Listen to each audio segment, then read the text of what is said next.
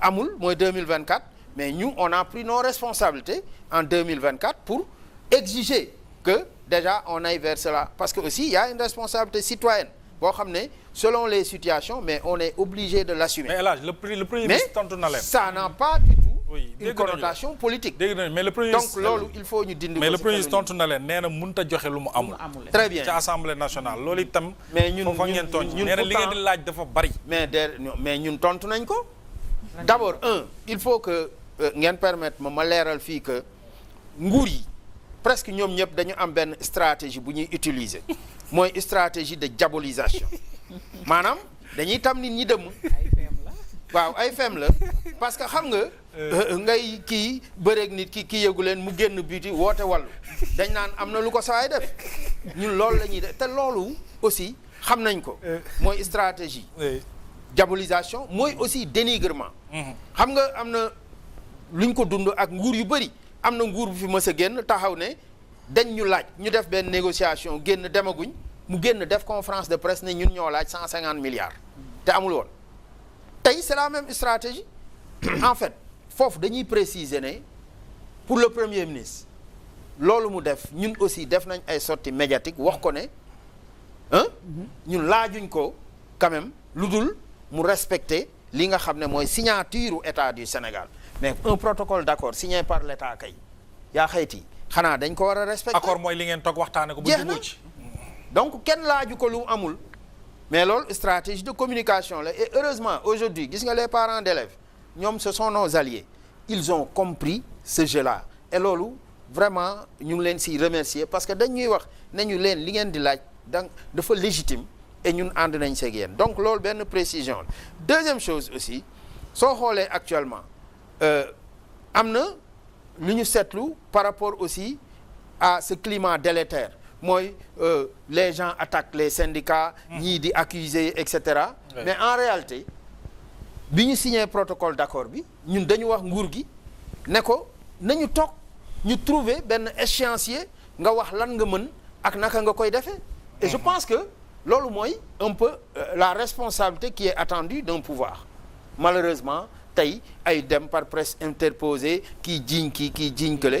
mais yaa ngi koy wax léegi d'ailleurs fi may jeexalee. en une minute. oui am na bu jeexalee benn ancien syndicaliste aussi comme ni ngeen ko waxee bu ma dégg mu ne dañu mayoon xawma le président Macky Sall temps de grâce de 2012 à 2018 6 ans. loolu fan la xanaa beneen pays la wala ñu nekk yoon fii non loolu. c'est archi faux. président Macky Sall amul woon temps de grâce dafa am rek lu ma bëggoon relever. parce que dama dégg nga wax boo xam ne dama ci àndul ak yow. man j'étais instituteur. 78 ba 1986 avant ma dem def concours ENAM jàngalekat laa woon. li tax ma bàyyi jàngalekat c'est pas la peine me revenir ci. et peut-être je me suis dit que bu fekkee da ngay xool Sénégal ni mu bindoo. nga bëgg a defaru comme ni nga yaakaar ne war nga ko mën defaroo. mënoo choisir métier enseignant.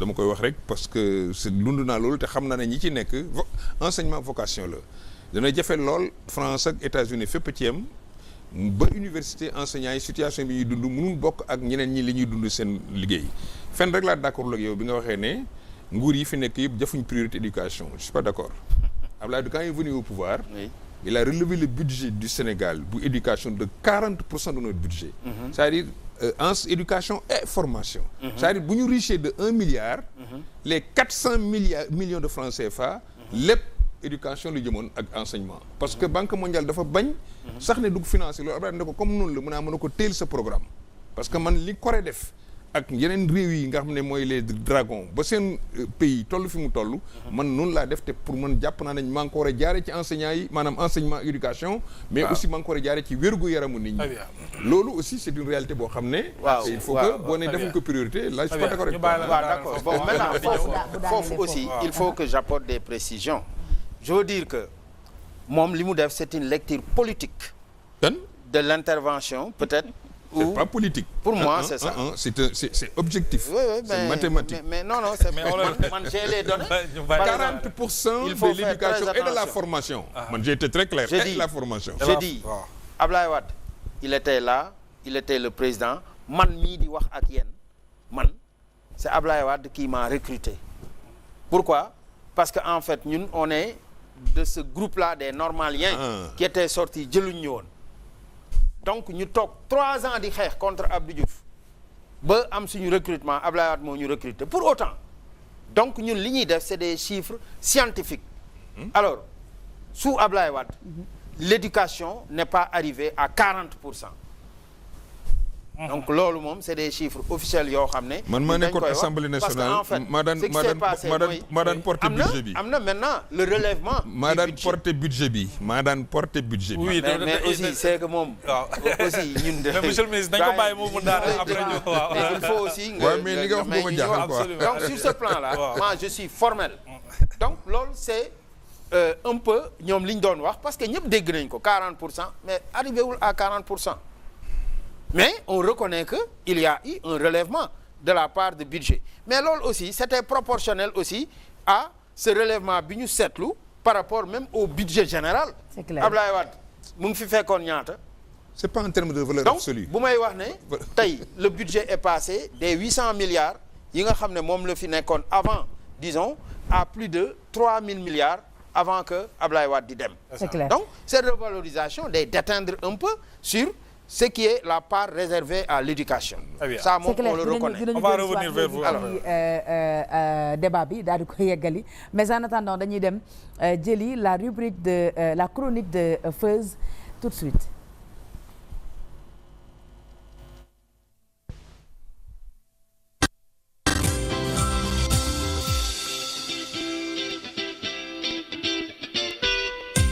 Feuz tey chronique bi lu mu wax. Alimatou Sadia tey borom laaj yi ak premier ministre bi waaw borom laaj yi xam naa sax dinaa ko laajaat ci njeexitalu chronique bi xam nga man ak moom question réponse rek lañ dëkkee. alors tey chronique bi dama koy axé ci li nga xamante ne moom mooy le gouvernement bi annoncé démb ci biir conseil des ministres comme quoi que dañuy daal di supprimer 19 agences yoo xam ne dañoo jàpp ne agence yoo xam ne la buñ ko éliminer dina tax ñu mën a rationaliser li nga xamante ne moom mooy les dépenses maanaam bokk na ci li wàññi le train de vie de l'État loolee la suñu gouvernement bi daal di xamle démb ci conseil des ministres bu 4 mars 2026 bi ma leen di wax rek ni Alimatou loo xamante si bii la bu ñu nee dañu koy dindi pour rationaliser li nga xamante ne mooy les dépenses daal di wàññi waale le train de vie de l'État loolu man daf may xaw a jaaxal dafay xaw a lëndëm ci sama xel parce que bu ñu fàtte ne supprimer woon nañ fi au conseil des collectivités territoriales supprimer fi conseil économique social et environnemental et loolu yëpp la ñu ca waxoon mooy ne c'est des institutions budgétivores yoo xam ne dafay yóbbu xaalis lu bari dañu koy wàññi et bu ñu fàtte ne boobaak léegi ñoo ngi toog ñuy gis ay li nga xamante ne mooy des rapports trimestriels lu gouvernement di génnee te ba tey gouvernement bi mënuñu li nga xamante ne mooy koppar yooyu moo doon jugee foofu mënuñu tey teg ko ci li nga xamante ne moom mooy population bi ba ñu gis ci seen bopp dëgg-dëgg tey li ñu ci gis mooy ña fa nekkoon dañu leen yóbbu au chômage ñoom ñooñee amalatuñu société bi njëriñ amalatuñu seen bopp njëriñ ba noppi ñu gis li nga xamante ne moom mooy RTS ñu annoncé ñu également ne 900 agents yoo xam ne dañu nekkoon ci biir 19 agences yooyu tey bu ñu leen supprimer ñoom ñooñee ñëpp amaan na dañuy dem au chômage donte premier ministre joxe na quelques solutions yoo xam ne dinañu leen accompagner ak yi ni mel mais man je reste sur ma faim lu ko waral mooy bu ñu fàtte ne premier ministre moo ñu fi diggoon à l'hémicycle ci assemblée nationale ni dafay def